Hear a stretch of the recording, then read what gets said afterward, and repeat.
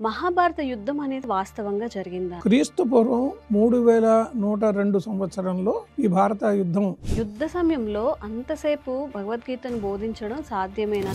బావా నేను యుద్ధం చేయను, అటువైపు అంతా కూడా బంధువులు మిత్రులు ఉన్నారు, వీళ్ళని చంపి నేను సాధించేదేమున్నది అని అన్నారు. ఒక్క అర్జునుడిని ఉద్దేశించే కాకుండా యావత్ ప్రపంచాన్ని ఉద్దేశించి శ్రీకృష్ణుడు చెప్పాడు. భగవద్గీత అనేది నేటి యువతరానికి కానీ ఎలా ఉపయోగపడుతుంది? శకుని లాంటి వాళ్ళు ఒకవైపు బంధుత్వం ఉన్నా కూడా వాళ్ళని సర్వనాశనం చేయాలి అని అనుకునే వాళ్ళు కొంతమంది ఉంటారు. శ్రీకృష్ణుడు లాంటి వాళ్ళు ఉంటారు. ఇతరుల మంచి కోరి ధర్మాన్ని ఆచరించేటట్లుగా చేయాలి, ధర్మ సంస్థాపన చేయాలి అనుకునే వాళ్ళు ఉంటారు. వ్యాసుడు కల్పిత పాత్రలను ఏమైనా సృష్టించాడు? ఇవన్నీ కల్పిత పాత్రలు కాదు. ఎక్కడైతే నీకు కథ అవసరమో ఆ కథ ఉపాఖ్యాన రూపంలో చూపించాడు.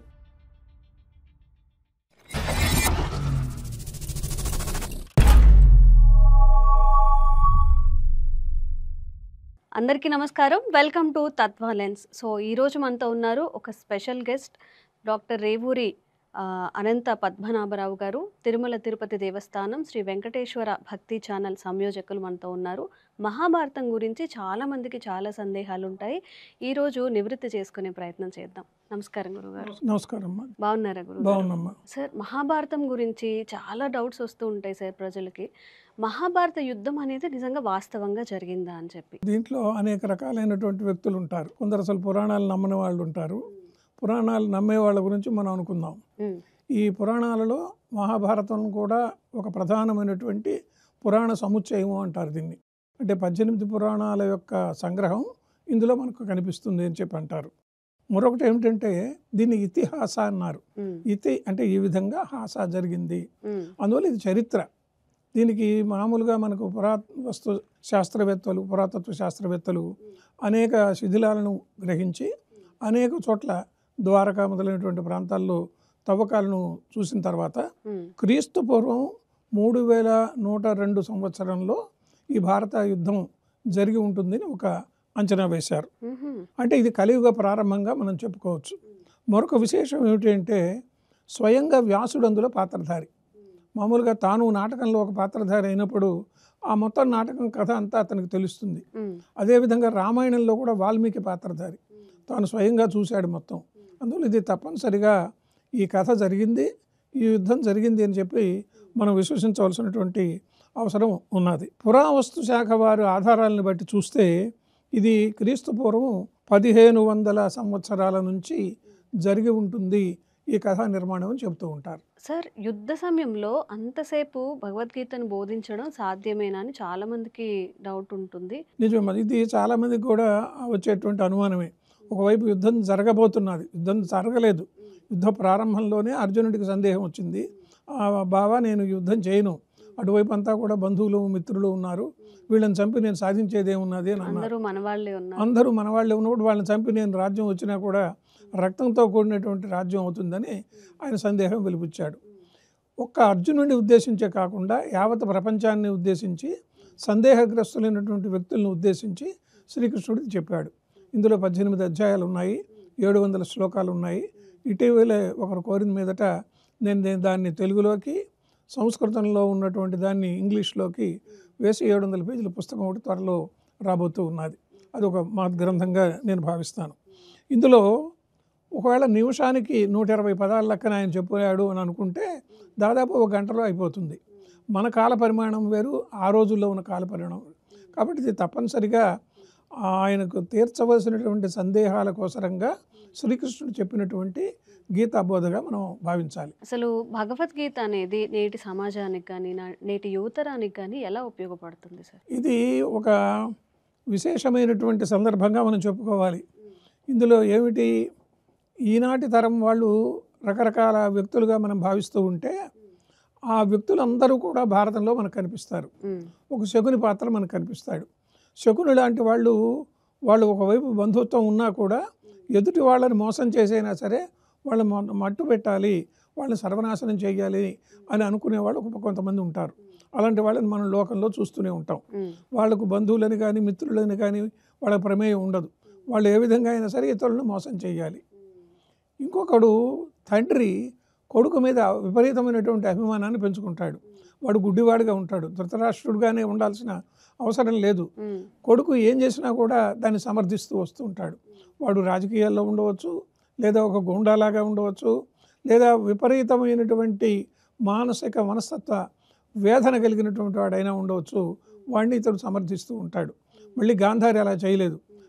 అవసరం ఉన్నప్పుడు అతన్ని మందలిస్తూనే వచ్చింది. ఇంకా కొంతమంది శల్య సారథ్యం అంటారు. అంటే ఆయన కర్ణుడికి సారథ్యం చేస్తున్నా కూడా మళ్ళీ పాండవుల వైపే మాట్లాడుతూ ఉన్నాడు. ఏ విధంగా అయినా కర్ణుడిని ఓడించాలి అనే దాంట్లో ఉంటాడు. అట్లనే ఒకే పార్టీలో ఉన్నా కూడా వాళ్ళు శల్య సారథ్యం చేసేవాళ్ళుగా ఉంటారు. మరికొంతమంది ఉంటారు, శ్రీకృష్ణుడు లాంటి వాళ్ళు ఉంటారు.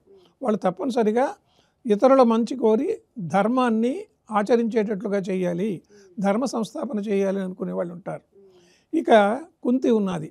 ఈమె చాలా యువతి. ఆమెకి ఏదో దుర్వాసుడు ఒక వరం ఇచ్చాడు. ఆ వరాన్ని పరీక్షించాలి అని చెప్పి ఆమె వెంటనే సూర్యుడిని ఆహ్వానించింది. ఆ సూర్యుడి ద్వారా కర్ణుడు జన్మించాడు. అప్పటికే ఆమెకు వివాహం కాలేదు. కన్యగా ఉండి కుమారుడిని కన్నది అంటే లోకాపవాదం వస్తుంది. అందులో ఆమె కుంతి భోజన ఎక్కువ కుమార్తె. ఈ అన్ని కారణాలతో ఆమె దాన్ని నదిలో వదిలేసింది. కర్ణుడు వెళ్ళిపోయాడు. ఇంకొక విశేషం ఏంటంటే కుంతి దగ్గర పాండవులతో పాటు వనవాసం కూడా చేసింది ఆమె. లక్క ఇంట్లో ఆమె కూడా ఉన్నది. అనేక బాధలను అనుభవించింది ఆమె. అయితే వాళ్ళు రాజ్యాన్ని సంపాదించుకున్న తర్వాత ధర్మరాజు వాళ్ళ దగ్గరికి వెళ్ళలేదు. ఇది మనం గమనించవలసిన విషయం. ఎంతకాలం అయితే తాను గాంధారి ధృతరాష్ట్రులతో పాటు ఉన్నదో అంతకాలము ఆమె కూడా మళ్ళీ తిరిగి ఆశ్రమవాస పర్వంలో ఆశ్రమ వానప్రస్థంగా అరణ్యాలకు వెళ్ళిపోతుంది. అక్కడే ఈ ముగ్గురు కూడా సజీవ అగ్నికి సమాధి అయిపోతారు. ఇలాంటి పాత్రలను మనం చూసినప్పుడు ఒక గాంధారి, ఒక కుంతి, వీటన్నిటికీ మించి భీష్ముడు తన జీవితం మొత్తం కూడా కుటుంబం కోసరంగా తరతరాలుగా కౌరవ వంశం, పాండవ వంశం సుభిక్షంగా ఉండాలి అని చెప్పి అనుకున్నవాడు ఆయన. అయితే చాలామందికి అనుమానం వస్తుంది, ఆయన వివాహం చేసుకోలేదు, ఈ పాండవ పక్షంలో ఆయన వచ్చి ఉండవచ్చు కదా, కౌరవులు అన్యాయం చేస్తున్నారు అనుకున్నప్పుడు కౌరవ సభలో పాంచాలి పరాభవం జరిగినప్పుడు ఆయన ఏం మాట్లాడలేదు అంటే ఆయన ఒక ధర్మం కోసరంగా తాను ఎవరి వైపు అయితే ఉంటూ ఉన్నాడో అతను పెద్ద కానీ చిన్న కానీ అతడు రాజు, ఆ రాజు చేస్తూ ఉన్నాడని ఆయన ఉన్నాడు. తర్వాత జీవితం అంతా త్యాగం చేశాడు. తన తండ్రి కోసరంగా తాను వివాహం చేసుకోకుండా ఉన్నాడు. కాబట్టి ఈ పాత్రలన్నీ కూడా మనం ఒకసారి తైపారు వేసి చూస్తే ఈనాటి సమాజంలో కూడా అవి తప్పనిసరిగా మనం గుర్తించుకొని జాగ్రత్త పడవలసినవి. అందరికీ ఉన్న ఒక సందేహం ఏంటంటే వ్యాసుడు కల్పిత పాత్రలను ఏమైనా సృష్టించాడా అని చెప్పి, దీని గురించి మీరేం చెప్తారు? ఈ మహాభారతంలో దాదాపు ఒక 1000 పాత్రలు ఉన్నాయి. మహాభారతంలో ప్రధాన పాత్రలు అటు కౌరవులు 100 మంది, పాండవులు 5గురు, శ్రీకృష్ణుడు అనుకుందాం. ఇవి కాక వాళ్ళకు అనుసరించినటువంటి పాత్రలు చాలా పాత్రలు ఉన్నాయి. వాళ్ళందరి గాథలు ఇవి కాక మళ్ళీ కొన్ని ఉపాఖ్యానాలు చెప్పాడు భారతంలో. ఇవన్నీ కల్పిత పాత్రలు కాదు. ఎక్కడైతే నీకు కథ అవసరమో ఆ కథ ఉపాఖ్యాన రూపంలో చూపించాడు. ఉదాహరణకు శకుంతల ఉపాఖ్యానం ఉన్నది. దుష్యంతుడు, శకుంతల వీళ్ళ కథ చెప్పాలి అనుకున్నాడు. ధర్మవ్యాధుడి కథ చెప్పాలనుకున్నాడు. ఈ కథలన్నీ చెబుతూ మెయిన్ కథకు ఏ విధమైనటువంటి భంగం రాకుండా ఆ గాథను యథార్థంగా ఆయన చూపించాడు. తర్వాత ఈయన ప్రతి ఘట్టంలో వ్యాసుడు మనకు కనిపిస్తాడు. మొట్టమొదట తాను జన్మించింది మొదలుకొని తిరిగి గాంధారి, కుంతి వీళ్లకు సంతానం కలిగినంత వరకు వీళ్ళందరినీ కూడా ఆయన చూస్తూనే ఉన్నాడు తన కంటితో. వాళ్ళకి అవసరం వచ్చినప్పుడల్లా సలహాలు చెబుతున్నాడు. పాండవులు ఇబ్బందుల్లో ఉన్నప్పుడు వాళ్ళ దగ్గరికి వచ్చాడు. చివరి వరకు కూడా బ్రహ్మశిరోనామకాస్త్రం అశ్వత్థామ ప్రయోగించినప్పుడు కూడా వ్యాసుడు వచ్చి వాళ్ళకు సరిది చెప్పాడు. ఈ అన్ని ఘట్టాలలో కూడా ఆయన చూస్తూనే చెప్పినవి కాబట్టి ఇవి కల్పిత గాథలుగా మనం భావించవలసినటువంటి అవసరం కాదు. ఈ వ్యాసుడు కేవలం ఒక భారతమే కాదు, భాగవతం కూడా రాశాడు, అష్టాదశ పురాణాలు రాశాడు. అయితే ఒక పురాణానికి కొద్దిపాటి తేడా ఉంటుంది కథలో, కథా భాగంలో. అంత మాత్రం చేత ఇదేదో కల్పితం అని చెప్పి మనం అనుకునేదానికి వీల్లేదు. దాదాపు 88,000 శ్లోకాలు ఉండేటువంటి మహాభారతాన్ని వ్యాసుడు చెబుతూ ఉంటే గణేశుడు, వినాయకుడు ఉన్నాడే, ఆయన రాశాడు. వీళ్ళిద్దరూ ఒక కండిషన్ పెట్టుకున్నారు. గణేశుడిని రాయమంటే గణేశుడు కొంచెం అహంభావంగా నువ్వు చెప్తే నేను రాసేది అన్నట్టుగా, నేను ఎంత వేగంగా రాస్తానో అంత వేగంగా మీరు చెప్పాలి అన్నాడు. అట్లేనయ్యా, కానీ నువ్వు అర్థం చేసుకొని రాయాలన్నాడు గణేశుడితో.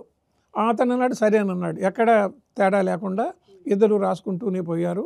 ఆ వేగాన్ని సరిపోయేటట్లుగా ఆయన చెబుతున్నాడు, ఈయన అర్థం చేసుకుంటూ ఈయన రాసుకుంటూ ఉన్నాడు. అది గణేశుడు రాసినటువంటి మహాభారతంగా లోకంలో బాగా ప్రసిద్ధుడిగా ఉంది. ఈ పురాణాల అన్నింటి యొక్క కథల యొక్క సమాహారంగా మనకు భారతంలో కూడా దీన్ని చెప్పాడు. అందువల్ల మనం వీటిని కల్పిత పాత్రలు అనుకోవాల్సిన అవసరం లేదు. శ్రీకృష్ణుని బోధలు నేటి యువతరానికి ఎంతవరకు ఉపయోగకరంగా ఉంటాయి సార్? శ్రీకృష్ణుడు భగవద్గీతలో కొన్ని ప్రధానమైన అంశాలు చెప్పాడు. ఇప్పుడు ఈ రోజుల్లో మనకు చాలామంది సైకాలజిస్టులు, తర్వాత యువకులకి ప్రదీపంగా చెప్పేటువంటి వాళ్ళు కొంతమంది తయారయ్యారు. మనకు గ్రంథాలు రాసినటువంటి వాళ్ళు బివి పట్టాభిరాము, యండమూరి వీరేంద్రనాథ్, వీళ్ళందరూ కూడా మనం వ్యక్తిత్వ వికాసం కోసరంగా ఏం చేయాలి అని ఈ భగవద్గీతలో కూడా ఈ అన్ని అంశాలు మనకు బాగా స్పష్టంగా చెప్పారు.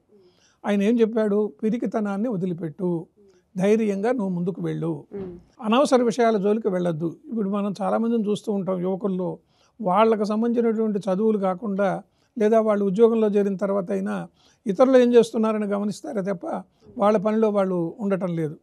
గౌరవం తెచ్చిపెట్టుకో, నువ్వు అలాంటి పనులనే చేసుకోమని కూడా ఆయన చెప్పాడు. జయాపజయాల కోసం నువ్వు ఎదురు చూడవద్దు. చాలాసార్లు సందర్భాల్లో ఏదైనా మనం అనుకున్న ఉద్యోగం రాదు, మనం అనుకున్న ఇండస్ట్రీ ఫలితం రాదు, ఏదైనా ప్రమాదం జరుగుతుంది. దాన్ని నువ్వు సమానంగా చూసుకో, శీతోష్ణాలను సమానంగా చూసుకోమని చెప్పిన వాడు భగవద్గీతలో ఆయన. తర్వాత స్కిల్ డెవలప్మెంట్, పనులలో నైపుణ్యం పెంచుకోమని చెప్పాడు భగవద్గీతలో 18 అధ్యాయాల్లో ఉన్న విషయంలో అదొకటి. శాంతం ఉన్నవారికే సౌఖ్యం అన్నాడు. ఇది త్యాగరాజు కూడా చెప్పాడు, శాంతం వినా సౌఖ్యం ఏది అని చెప్పి. తర్వాత నీ కోరికలు ఉన్నాయే వాటన్నింటినీ కూడా జయించుకోమని చెప్పాడు. ఇది ప్రధానమైన విషయం. మనకు చాలా కోరికలు ఉంటాయి, మన తాహతును మించి మనం లక్ష్యంగా పెట్టుకోవచ్చు, అంతేకాని అవి రాలేదే అని చెప్పి బాధపడవద్దు, ఆ మాట కూడా చెప్పాడు. వీటన్నిటికి మించి భక్తి శ్రద్ధలతో గురువులను సేవించు అన్నాడు. ఈ గురువుల యొక్క సేవ అనేది ఇటీవల కాలంలో చాలా తగ్గిపోతూ ఉన్నది. పాతకాలంలో గురుకులాలు ఉండేవి, వాళ్ళ ఇంట్లోనే భోజనం చేసి అక్కడే చదువుకొని రాత్రులు అంతా అక్కడే ఉండి వాళ్ళ దగ్గర సంవత్సరాల తరబడి చదువుకొని ఉత్తీర్ణులై వెళ్ళేవాళ్ళు. 10 సంవత్సరాలు కావచ్చు, 15 సంవత్సరాలు కావు. మరొక విషయం ఏం చెప్పాడంటే భగవద్గీతలో, పరమాత్మ మీద నీ ఫలితాన్ని వదిలిపెట్టు, నీ పని చెయ్యి, కర్మణ్యేవాధికారస్తే మా ఫలేషు కదాచన అనేది బాగా లోకంలో ప్రసిద్ధంగా ఉన్నది. నువ్వు మంచి పనులు చేస్తే భగవంతుడు నిన్ను రక్షిస్తాడు అని కూడా చెప్పాడు. అభ్యాసం చేస్తూ ఏకాగ్ర చిత్తంతో కానీ ఉంటే నువ్వు అనుకున్న లక్ష్యాన్ని సాధించగలవు. దేవుణ్ణి నమ్మినవాడు ఎప్పుడూ చెడిపోడు. ఇది మనం గుర్తుపెట్టుకోవాల్సిన విషయం. ఇవన్నీ కూడా భగవద్గీతలో ఈనాటి వ్యక్తులకు చెప్పినటువంటి అంశాలు. ముందుగానే శ్రీకృష్ణుడు మనకి బోధించారు ఇవన్నీ కూడా. మహాభారతంలో ఉన్న శాస్త్రీయ విషయాల గురించి మాకు తెలియజేయండి. నేను తిరుమల తిరుపతి దేవస్థానం వారికి మహాభారతంలో విరాట పర్వానికి వ్యాఖ్యానం రాశాను. అది వాళ్ళు పబ్లిష్ కూడా చేశారు. అప్పుడు నేను మొత్తం భారతం అంతా కూడా చదివాను. మొత్తం భారతం 18 పర్వాలు మన తెలుగులో. ఈ 18 పర్వాలలో విరాట పర్వం అనేది మధ్యలో చాలా ప్రధానమైనటువంటిదిగా మనకు చెప్తూ ఉంటారు. శాస్త్రీయ విషయాల దగ్గరికి వచ్చేటప్పటికి ఈరోజు మనం సైంటిఫిక్ డెవలప్మెంట్ అయిందని మనం అనుకుంటున్నాం. అటు మెడికల్ ఫీల్డ్ కావచ్చు, జనరల్ సర్జరీ కావచ్చు, ఇవి. కానీ భారతంలో కొన్ని ఇప్పటికీ కూడా మనం తెలుసుకోలేనివి ఉన్నాయి, ఇప్పటికీ నేర్చుకోలేనివి. ఉదాహరణకు పరాశరుడు సత్యవతి కలుసుకున్నారు ఒక నావలో, నదీ మధ్యంలో. అక్కడ పరాశరుడు సత్యవతిని కలుసుకున్న తర్వాత ఆ నావ అటు నుంచి అటువైపు వెళ్ళే లోపల పిల్లవాడు పుట్టాడు. ఇది ఈ రోజుల్లో సాధ్యం అవుతుందా? అంటే 10 నెలలు గర్భం ధరిస్తే తప్ప కుదరదు. ఇంకొకటి, ద్రోణాచార్యుడు పుట్టాడు. ఎట్లా పుట్టాడు ఈ ద్రోణాచార్యుడు? భరద్వాజుడు అనేటువంటి మహర్షి ఒక నదీ దగ్గర స్నానం చేస్తూ ఉంటే ఒక అప్సరస కనిపించింది, ఘృతాచి అనేటువంటి ఆమె. ఈయనకు వెంటనే మనసు పడింది. ఆ వచ్చినటువంటి వీర్యాన్ని ఒక ద్రోణి అనేటువంటి దాంట్లో కాపాడాడు. అంటే ఒక చిన్న వస్తువు లాంటిది దాంట్లో దాచిపెట్టాడు. అది పెరిగి పెద్దవాడయ్యాడు, ద్రోణాచార్యుడు అయ్యాడు. అందుకనే ద్రోణి నుంచి వచ్చింది కాబట్టి ద్రోణాచార్యుడు అయ్యాడు. తర్వాత ఇప్పుడు కూడా మన వాళ్ళు ఏం చెప్తూ ఉంటారంటే, ప్రెగ్నెంట్ ఉమెన్కి మనసులో ఏ విధమైనటువంటి ఆలోచనలు ఉంటాయో అవి బిడ్డ మీద ఉంటాయి అని చెబుతూ ఉంటారు. అది మనకు వ్యాసుడి విషయంలో బాగా కనిపిస్తుంది. వ్యాసుడు తల్లి సత్యవతి చెప్పిన మీదట అటు అంబిక ఇద్దరి దగ్గరికి కూడా వెళ్ళాడు. వెళితే ఈ అంబిక కళ్ళు మూసుకున్నది, ధృతరాష్ట్రుడు పుట్టాడు. ఈ అంబాలిక దగ్గరికి వెళ్ళాడు. అంబాలిక దగ్గరికి వెళితే ఆమె ఒళ్ళంతా కూడా గగురుపాటుతో అంత నల్లగా ఉంటాడు కృష్ణుడు. ఆయన పేరు అందుకనే వచ్చింది కృష్ణద్వైపాయనుడు. వ్యాసుడికి ద్వీపంలో పుట్టాడు కృష్ణుడు, అంటే నల్లగా ఉంటాడు, కృష్ణద్వైపాయనుడు అయ్యాడు. ఈ అంబాలిక ఒళ్ళంతా కూడా పాండుర వర్ణంతో ఉండటంతో పాండురాజు పుట్టాడు. మనం మామూలుగా ఇప్పుడు చెప్తూ ఉంటామే అది. వీళ్ళిద్దరు కాకుండా మళ్ళీ మూడోసారి ప్రయత్నం చేయమని చెప్పి వ్యాసుడిని పంపిస్తే అంబిక తన దాసిని పంపించింది. ఆమె పరమ సంతోషంతో ఆ సంయోగాన్ని చూసింది. అప్పుడు విదురుడు పుట్టాడు. కాబట్టి ఇది మనం మనస్తత్వ విజ్ఞానం కానీ లేదా శాస్త్రీయ దృక్పథాన్ని కానీ మనం ఆలోచిస్తే తప్పనిసరిగా ఈ భారతంలో ఉండేటువంటి శాస్త్రీయ విషయాల్లో మనం గుర్తుంచుకుంటాం. ఇక శిఖండి పుట్టటమేమో స్త్రీగా పుట్టాడు, మళ్ళీ పురుషుడు అయ్యాడు. ఇది ఇప్పటి వరకు మనకి ఇంకా ఈ IVFలు మనకి ఇంకా రాలేదు. అది ఎప్పుడు వస్తుందో తెలియదు. జెండర్ మార్పిడి చేయాలనేది. వీటన్నిటికీ మించి యయాతి అనే ఆయన ఒక ఆయన ఉన్నాడు. ఆ యయాతి అనే ఆయనకి శాపం ఇచ్చాడు ఆ శుక్రాచార్యుడు, నీవు వృద్ధుడు అయిపోవని. ఆయనకేమో మనసులో ఉన్నది నేను ఇంకా యవ్వనం ఉండాలి. అందుకని ఆయన కొడుకులను అడిగాడు. ఆ కొడుకులందరూ కూడా పోయే పిచ్చివాడు, నీవు మా యవ్వనం ఏమిటేమిటి అని అంటే ఒక్కడు మాత్రం పూరుడు అనేటువంటి అతను నా యవ్వనం నీకు ఇస్తాను తీసుకోమన్నాడు. ఇది ఇప్పుడు కుదురుతుందా? ఇది కుదరదు. మళ్ళీ ఏమిటి, మళ్ళీ తనకు తృప్తి అయిన తర్వాత మళ్ళీ యవ్వనాన్ని కొడుకు ఇచ్చాడు. ఇది ఇంకా మనకు ఎన్ని వేల సంవత్సరాలకు వస్తుందో మనం చెప్పలేం. తర్వాత మనం ఇప్పుడు అనుకుంటున్నామే మిసైల్స్ అని, ఆ అస్త్రాలన్నీ కూడా ఆ రోజుల్లో కూడా ఉన్నాయి. ఉదాహరణకు అశ్వత్థామ ప్రయోగించినటువంటి బ్రహ్మశిరోనామక అస్త్రం ఉన్నదే, అది ఎంత దూరంలో అయినా కూడా మొత్తం క్షోణీపాతంగా దాన్ని నాశనం చేసేటువంటి శక్తి కలిగినటువంటి అస్త్రాలు ఈనాడు మనం అనుకునే మిసైల్స్. తర్వాత లక్క ఇల్లు కట్టారు. అది మనం ఊహించవలసినటువంటి అంశం, లక్కతో ఇల్లు కట్టడం. వీటన్నిటికీ మించి మైసభవదాన్ని ఏర్పాటు చేశాడు విశ్వకర్మ. అక్కడ ఏమిటి, ఇప్పుడు మనం పెద్ద పెద్ద సినిమా హాల్స్ వాటికి వెళితే డోర్ దానంతట అదే తెరుచుకుంటుంది. తర్వాత నీళ్లు ఉన్నట్టుగా కనిపిస్తాయి, నీళ్లు ఉండవు అక్కడ. ఇది మైసభలో దుర్యోధనుడు పడిన బాధలు. అది నిర్మాణం చేశాడు. మనం లోపలికి వెళితే లైట్లు వెలుగుతాయి. ఇప్పుడు కూడా కొన్ని చోట్ల బాత్రూముల్లో మన బాత్రూమ్ నుంచి రాగానే లైట్లు ఆరిపోతాయి. అట్లాంటిది ఆ రోజుల్లో ఆ మైసభలో ఆ విశ్వకర్మ సృష్టించాడు.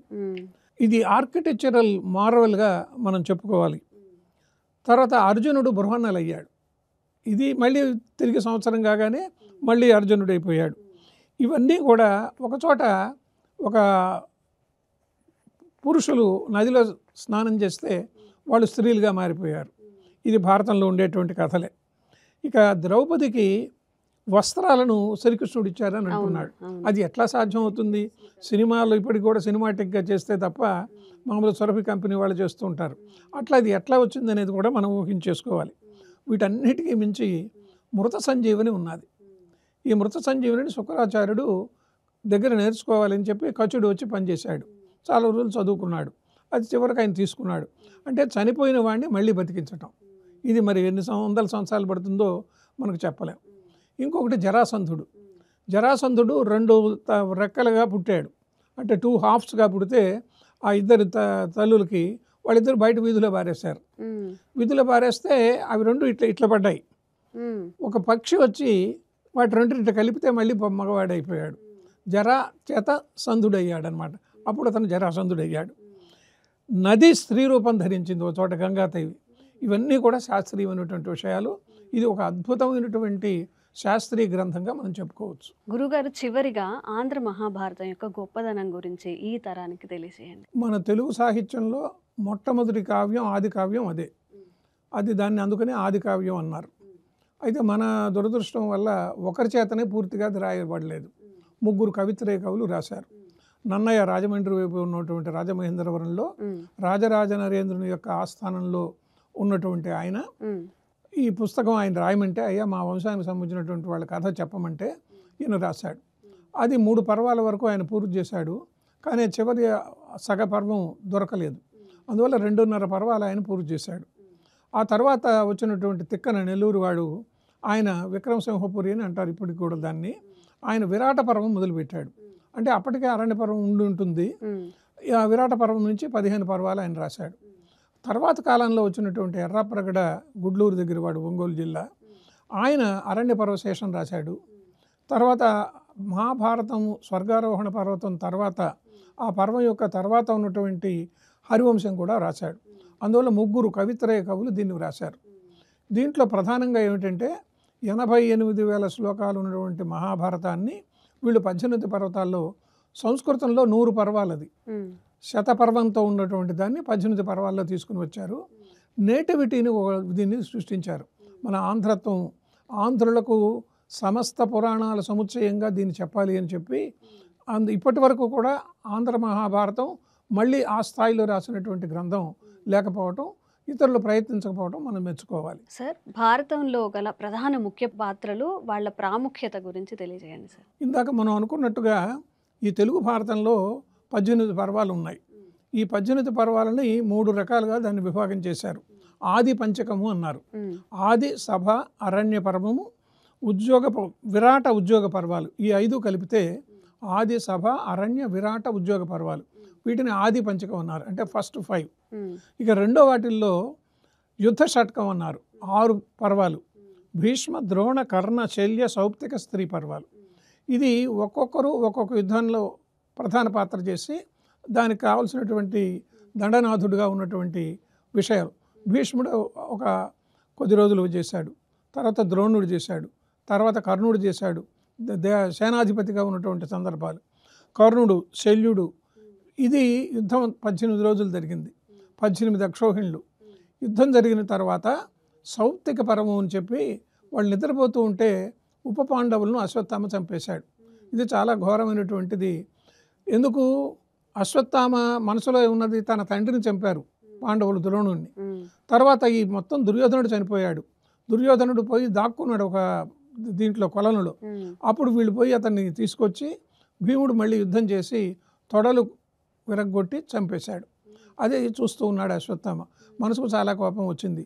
ఎట్లయినా సరే ఇంకా చనిపోయే స్థితిలో ఉన్నటువంటి దుర్యోధనుడికి పాండవులను జయించాను అనే మాట చెప్పాలి అని చెప్పి పాండవులు పడుకోనున్నట్టుంటే శిబిరంలోకి వెళ్ళాడు. అక్కడ 5 పడుకోనున్నారు. 5 చంపేశాడు కత్తితో. రాత్రిపూట నిద్రతో చంపేశాడు. ఈయన అనుకున్నది పాండవులు చనిపోయారు అనుకున్నారు, కానీ పాండవుల కుమారులు. పాండవులకు ద్రౌపది వల్ల 5 పుట్టారు. ఆ 5 చంపారు. వాళ్ళు ఉప పాండవులు అంటారు. వాళ్ళని చంపి బయటకు వచ్చిన తర్వాత ద్రౌపదికి చాలా మనసు క్లేశం ఏర్పడింది. ఇంత నా కుమారులు ఉంటే వీళ్ళందరినీ కూడా చంపాడు ఇతను పుత్రద్రోహి అని చెప్పి ఇతను ఎట్లయినా సరే పట్టుకురండి అన్నారు. అప్పుడు అర్జునుడు వెళ్ళి అశ్వత్థామను పట్టుకొని వచ్చాడు. పట్టుకొచ్చిన తర్వాత ఆమె అంటుంది, నీ తల్లి నిన్ను చంపితే ఎంత బాధపడుతుందో నాకు తెలుసు, నాకు పిల్లలు పోయారని నేను బాధపడుతూ ఉన్నాను, ఇతను వదిలేయండి అంటాడు. అప్పుడు మళ్ళీ అతను బ్రహ్మశిరోనామక అస్త్రం వేస్తాడు, అంటే మొత్తం పాండవులు సశేపంగా చనిపోవాలని. దాన్ని మళ్ళీ అర్జునుడు వేశాడు బ్రహ్మశిరోనామస్త్రం.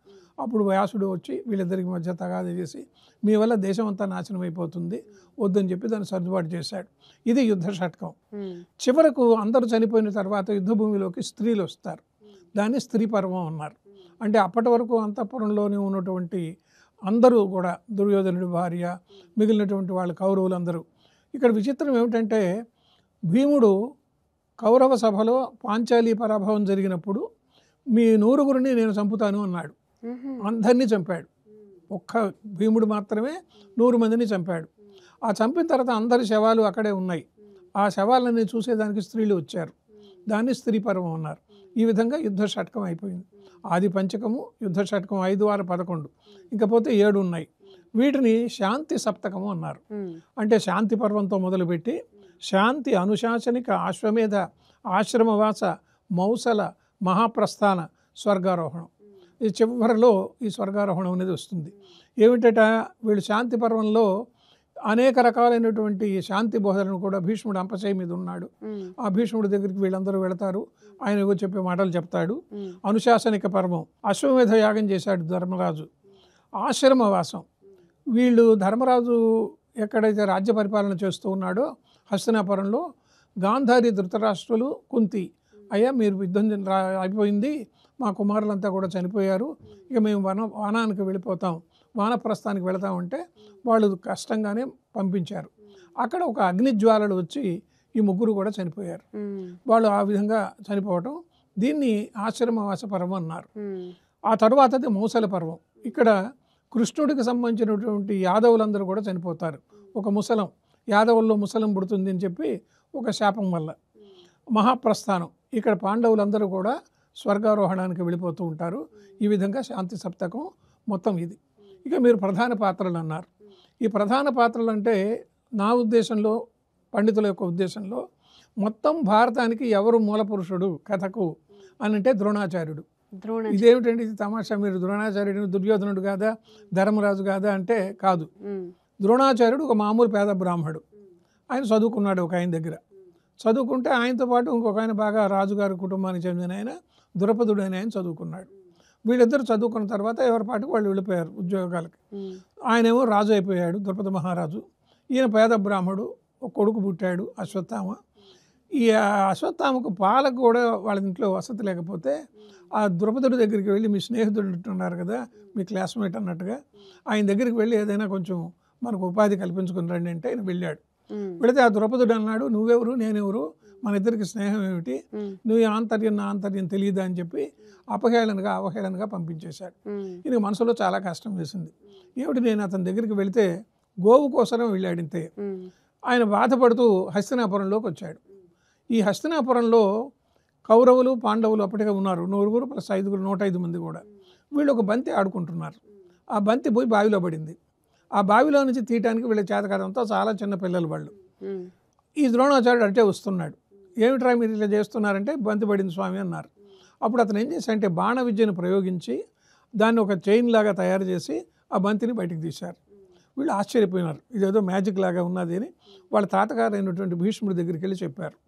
ఆ భీష్ముడు ఆయన ఏం చెప్పాడంటే, అయ్యా మా ఇద్దరి 2 కుటుంబాల పిల్లలు కూడా 105 మందికి మీకు ఒక గురుకుల పాఠశాలలాగా వాళ్ళకి అస్త్ర విద్యలు నేర్పించండి, శస్త్ర విద్యలు నేర్పించండి, రాజవంశానికి కావలసినటువంటి విద్యలు నేర్పించమన్నారు. నేర్పించాడు. నేర్పించిన తర్వాత అస్త్ర విద్యాభ్యాసం అయిన తర్వాత అస్త్ర విద్యా ప్రదర్శనని పెట్టారు.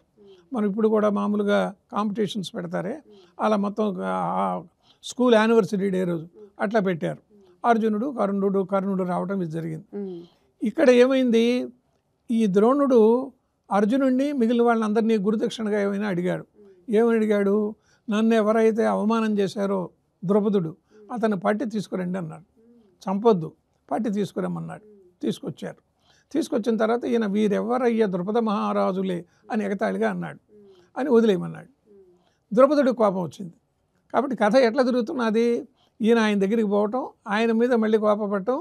అప్పుడు ద్రుపదుడు ఒక నిర్ణయం తీసుకున్నాడు, ఏ విధంగా అయినా సరే ద్రోణుడిని చంపే కొడుకు ఈ అర్జునుడిని పెళ్లి చేసుకుని కుమార్తె కావాలని యజ్ఞం చేశాడు. వాళ్ళిద్దరు పుట్టారు. అట్లా కథకు మూల కారణం ద్రోణుడు అని ఒక రకంగా చెప్పవచ్చు. కాదు, భీష్ముడు అని కూడా చెప్పవచ్చు.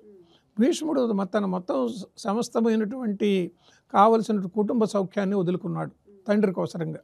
ఆ శంతన మహారాజు ఈమెను వివాహం చేసుకుందామని అంటే వాళ్ళ తండ్రి ఒక ఇది పెట్టాడు, ఈమెకు పుట్టేటువంటి బిడ్డ రాజు కావాలి అని అంటే తల్లిని ఒప్పుకున్నాడు.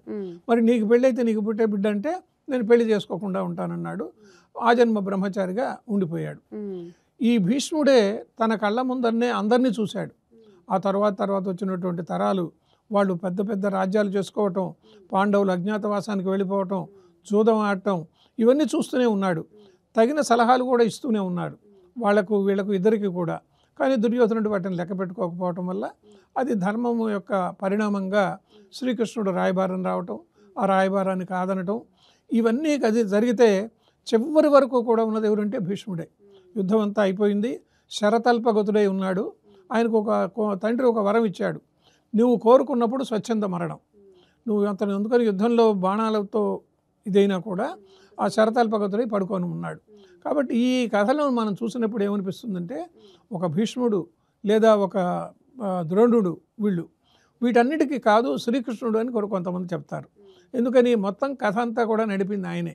అంటే పాండవ వైపు రాయబారంగా వెళ్ళాడు. రాయబారంలో వాళ్ళు ఒప్పుకునేది ఈయన మనసులో లేదు. ఈ కుంతి చెప్పేది మాకు పిల్లలు ఎట్లా ఉన్నారని అడుగుతుంది ఆమె. ఇవన్నీ చూశాడు. కానీ ధర్మాన్ని గెలిపించాలి, ధర్మం జయించాలి, ధర్మక్షేత్రే కురుక్షేత్రే అని చెప్పి కూడా మనకు చెప్తూ ఉంటారు. ఇన్ని విధాలుగా భారతంలో ఉండేటువంటి పాత్రలు మన కంటి ముందు ఒక సజీవ పాత్రలుగా కనిపిస్తాయి. మహాభారతం గురించి చాలా విషయాలు నేర్చుకున్నాం కదా. మరొక ఎపిసోడ్లో ఇంకొన్ని విషయాలు, ఇంకొన్ని మన మహాభారతం గురించిన మంచి మంచి ముఖ్యమైన విషయాలు తెలుసుకునే ప్రయత్నం చేద్దాం. నమస్కారం అండి. మంచిదమ్మా.